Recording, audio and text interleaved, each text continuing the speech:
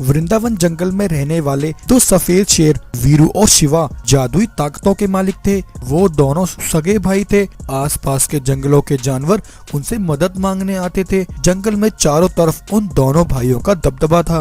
वीरू और शिवा ताकतवर होने के साथ साथ ईमानदार और बहादुर भी थे और दोनों अपनी असीम ताकत संभाले होने के कारण वो दोनों अपने जंगल को इतने वर्षों से संभाल रहे थे। एक बार कुछ खूनी बाघ मानव जंगल के मासूम जानवरों पर अचानक से हमला कर देते हैं। जानवर अपनी जान बचाकर वीरू और शिवा के पास आकर उसके सामने इसकी शिकायत करते हैं। महाराज, उस जालिम राधे बाग के सिपाहियों ने हमें परेशान करके रखा है। आपने इस जंगल में नियम बनाया है कि कोई भी जंगल के जानवरों का शिकार नहीं करेगा, लेकिन वो खूनी बाघ मानव जानबूझकर आपके नियमों को तोड़ रहे हैं और चोरी छिपे हम जानवरों के मासूम बच्चों को मार रहे हैं। भाइयों, तुम सब परेशान मत हो, ये हमारा जंगल है। हमारे जंगल में आज तक न ऐसा अत्याचार कभी हुआ है और न हमारे रहता ऐसा कभी हो सकता है। हम राधे बाग से खुद जाकर मिलेंगे और उसे इसका सबक सिखाएंगे। अगले दिन वीरू और शिवा राधे बाग के जंगल उससे मिलने आते हैं। वीरू और शिवा दोनों के सर पर एक जादुई ताज था। उस जादुई ताज की मदद से ही वो दोनों शक्तियां हासिल करते थे और जानवरों की मदद करते थे। वीरू और शिवा को देखकर राधे बाग के सिपाही इकट्ठा हो जाते हैं। हो। वीरू, शिवा, क्या हुआ? लगता है आज तुम अपने जंगल का रास्ता भूल गए हो।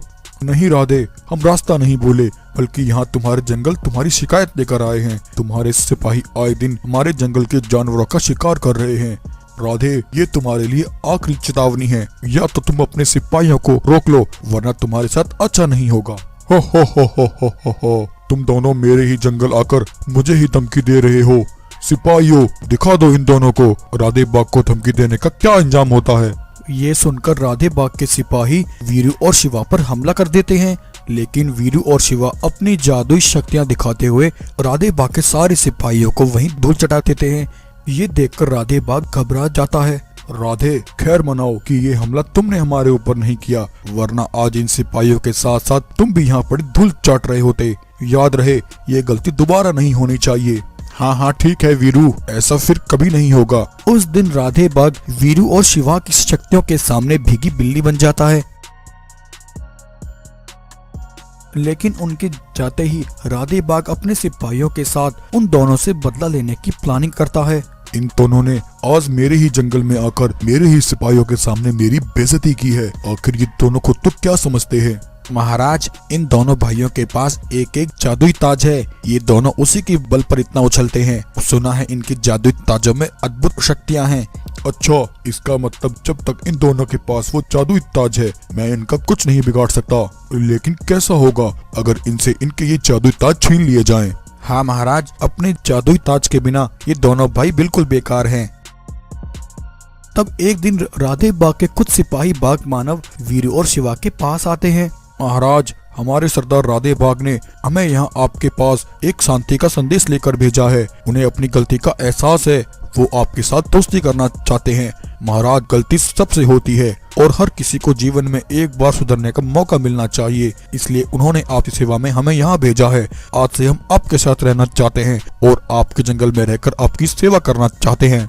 अगर ऐसी बात है तो ठीक है, तुम सब आज से हमारे साथ हमारे जंगल में रह सकते हो, लेकिन खबरदार, अगर तुम में से किसी ने भी कोई गड़बड़ की तो वो तुम्हारा आखिरी दिन होगा। अब राधे बाग के सिपाही कुछ दिनों तक जंगल में रहकर वहाँ के जानवरों की हर काम में मदद करते हैं और वहाँ के राजा वीरू और शिवा की सेवा करते हैं। कुछ दिनों में राधे के सिपाही जंगल के जानवरों का दिल जीत लेते हैं।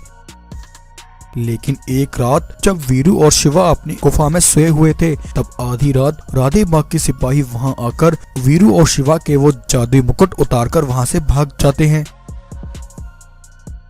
सुबह जब वीरू और शिवा को पता लगता है कि उन दोनों के जादू मुकुट वहां से गायब हैं, तो उन्हें राधे के सिपाहियों पर शक होता है।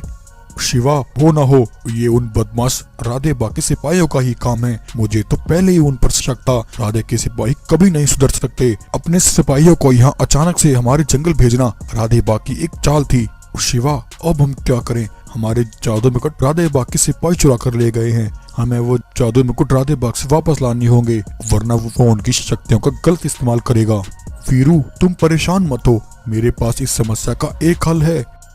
तब वीरू गुफा में से एक पत्थर हटाता है। उस पत्थर के नीचे वीरू और शिवा का सबसे शक्तिशाली जादुई मुकुट रखा था, जो उन दोनों बाकी मुकुट के मुकाबले अधिक ताकतवर था।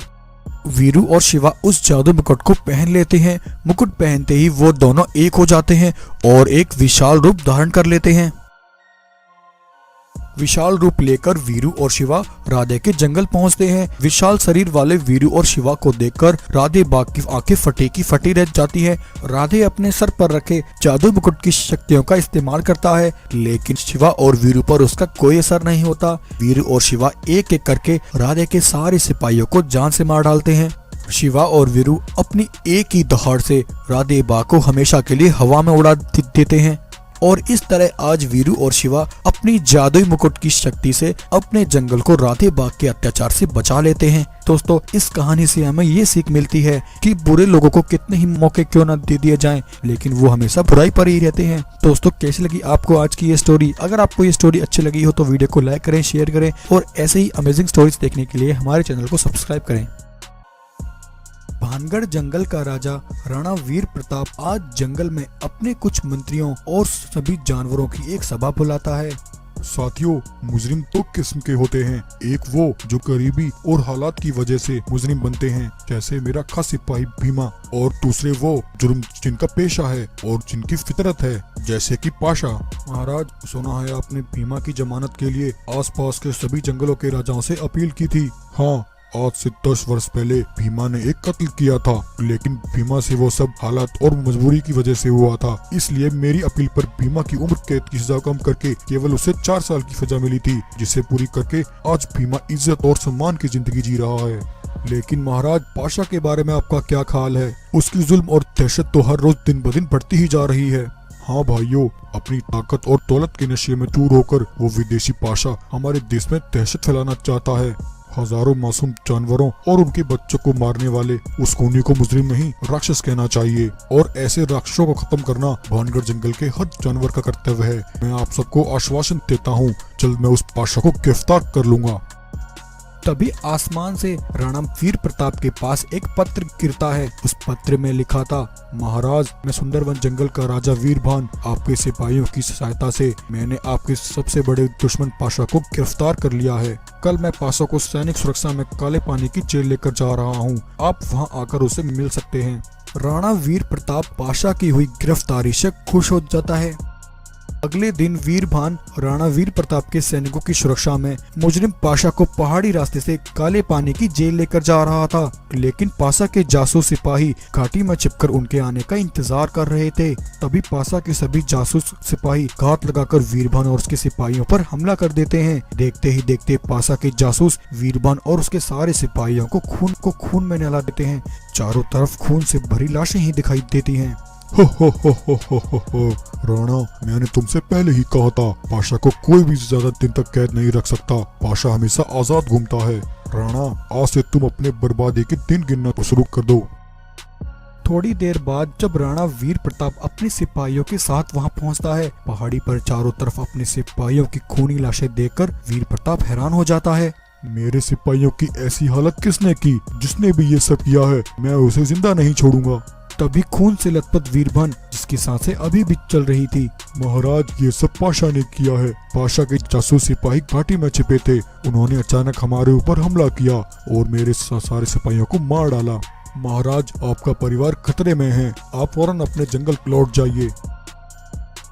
राणा वीर प्रताप अपने सिपाहियों के साथ काले पानी की जेल पहुंचता है। वीर प्रताप काले पानी की जेल से 3 कैदियों को आजाद कराने के लिए आया था, जिन्हें उसने अपने एक खुफिया मिशन के लिए चुना था। उन कैदियों में एक था शिवा, जो 4 कत्ल के जुल्म में काले पानी की जेल में कैद था। दूसरा था भल्लाल, जो लूटपाट और डकैती के लिए लंबे समय से काले पानी की जेल में कैदी बनकर रह रहा था। और वहीं तीसरा था आजाद, जो पिछले 10 सालों से नशीली दवाइयों के कारोबार में पकड़ा गया और जिसे जेल में लाकर बंद कर दिया गया था। राणा वीर प्रताप सबसे पहले शिवा के पास जाता है। शिवा, मैं यहाँ तुम्हारे पास तुम्हारी जिंदगी मांगने आया हूँ। इसका मतलब मौत यहाँ भी और वहाँ भी। शिवा, अगर तुम यहाँ मारे गए तो एक जिल्लत की मौत मरोगे और वहाँ मारे गए तो एक शहीद कहलाओगे। राणा, इसका मतलब मरना मुझे 100% है। नहीं शिवा, अगर तुम जिंदा बचे तो तुम्हें एक सम्मान भरी जिंदगी मिलेगी। शिवा से मिलकर राणा भल्लाल से मिलता है। वो पाशा, वो मेरा सबसे बड़ा दुश्मन है। उसने मेरी आंखों के सामने ही मेरे माता पिता को मार डाला था। राणा, उस पाशा का खून पीने के लिए मैं एक एक दिन इस जेल में काट रहा हूँ। शिवा और भल्लाल को चुनकर राणा आजाद से मिलता है। राणा, अगर तुमने मुझे इस जेल से आजाद करा दिया तो तुम्हारा मेरे ऊपर एहसान रहेगा। आजाद, लेकिन एक बात हमेशा याद रखना, तुम्हारी ये जिंदगी अब तुम्हारी नहीं बल्कि मेरे हाथों में होगी। हाँ राणा, आज से तुम जैसा कहोगे मैं वैसा ही करूँगा। तब राणा वीर प्रताप उन तीनों कैदियों को लेकर आजादी की जंग लड़ने के लिए निकल पड़ता है। उधर पाशा का एक जासूस चीता अपने साथ एक शेर को लेकर पाशा के ठिकाने पर आता है। पाशा, ये सिपाही अपने आप को तुम्हारा वफादार मानता है, ये तुम्हारे साथ शामिल होना चाहता है। हो, अगर ऐसी बात है तो तुम्हें हमारे साथ शामिल होने के लिए एक शपथ लेनी होगी। वो रही शपथ लेने की जगह, तुम्हें वहाँ जाकर इस नारियल को फोड़ना होगा। तब शेर उस नारियल को लेकर जैसे ही वह उस नारियल को उस जगह पर फोड़ता है, तभी वहाँ एक जोर का धमाका होता है और उस धमाके से वो शेर वहीं जलकर राख हो जाता है। पाशा, ये तुमने क्या किया? मूर्ख चीता, ये शेर हमारे साथ यहाँ शामिल होने नहीं बल्कि हमारा राज पता करने आया था। ये शेर वीर प्रताप का सिपाही था। आज से 50 वर्ष पहले वीर प्रताप के पिता ने मेरे पिता की हत्या की थी। उस दिन मैंने एक फैसला किया था, मैं उस राणा वीर प्रताप के खानदान को तबाह कर दूंगा। उधर राणा वीर प्रताप उन तीनों कैदियों और अपने सभी सिपाहियों के साथ पाशा के ठिकाने से कुछ किलोमीटर दूर ही कैंप लगाता है और अपने साथ आए उन तीनों कैदियों को ट्रेनिंग देने लगता है। वहीं एक दिन पाशा का जासूस भैरव चीता कुछ बाघ मानवों के साथ राणा वीर प्रताप के पास आता है। राणा, मुझे कल ही अपने सिपाहियों से सूचना मिली कि तुमने हमारे जंगल में अपने सिपाहियों के साथ यहाँ कैंप लगाया है। मैं इन जंगलों का मालिक हूँ। राणा, तुम्हारा यहाँ स्वागत है, तुम जब तक चाहो यहाँ रह सकते हो। तुम्हारे यहाँ आने की खुशी में मैंने एक छोटी सी दावत रखी है। राणा, कल शाम तुम अपने सिपाहियों के साथ उस दावत में जरूर आना। राणा, मुझे ये चीता कुछ ठीक नहीं लग रहा है, इसकी बातों में मुझे गद्दारी की बू आ रही है। हाँ शिवा, मुझे भी कुछ ऐसा लगा, लेकिन इसका पता तो हमें सिर्फ वहाँ जाकर ही लगेगा। अगली शाम राणा अपने 3 कैदी शिवा, भल्लाल और आजाद को लेकर भैरव चीता की दावत में पहुंचता है। चीता ने उन सब के लिए स्वादिष्ट खाने का इंतजाम किया था। चीता और उसके सिपाही खाना शुरू करते हैं। खाना खाते ही चीता के सारे सिपाही वहीं बेहोश होकर जमीन पर गिर जाते हैं। ये देखकर भैरव चीता हैरान हो जाता है। ये सब क्या है? आखिर मेरे सिपाहियों के साथ ये सब किसने किया? भैरव, तुम्हें क्या लगता है तुम हमारी आंखों में धूल झोंककर इतनी आसानी से निकल जाओगे? इस खाने में जहर तुमने मेरे सिपाहियों को मारने के लिए मिलाया था, लेकिन आज वही जहर तुम्हारे सिपाहियों के लिए उनकी मौत का कारण बना। मुझे इसकी खबर पहले ही लग चुकी थी। दरअसल जब चीता रात में बाघ मानवों के साथ मिलकर राणा के सिपाहियों को मारने का प्लान बना रहा था, तब उसकी ये सारी बातें एक गाय सुन रही थी। तब गाय ने राणा के पास जाकर उसे इस बात की खबर दी थी। भैरव, मुझे शुरू से पता था तू पाशा के लिए काम करता है। मैंने तेरा यहाँ आने का न्योता सिर्फ इसलिए स्वीकार किया क्योंकि मैं तुम्हें पर्दाफाश करना चाहता था। ऐसा कहकर शिवा, भल्लाल और आजाद मिलकर भैरव चीता पर हमला करके उसे जान से मार डालते हैं। वीर प्रताप भैरव चीता की लाश को उसी के एक सिपाही के हाथों पाशा तक भेजता है। खून से लथपथ पाशा की लाश देखकर पाशा गुस्से से पागल हो जाता है। पाशा अपने कुछ सिपाहियों को वीर प्रताप पर हमला करने के लिए भेजता है। पाशा के सिपाही वीर प्रताप को कैद कर लेते हैं। राणा का सिपाही भीमा उन्हें रोकने की कोशिश करता है, लेकिन बाघ मानव भीमा पर हमलावर हो जाते हैं और उसे वहीं घायल कर देते हैं। जब शिवा, भल्लाल और आजाद वहां जाकर देखते हैं, तब उन्हें वहां भीमा की लाश खून से लथपथ दिखाई देती है। तब भीमा उन्हें सारी बात बताता है। शिवा, भल्लाल, आजाद पाशा के सिपाही राणा वीर प्रताप को उठा कर ले गए हैं। उनकी जान खतरे में है। पाशा उनके साथ कुछ भी कर सकता है, तुम्हें उन्हें बचाना होगा।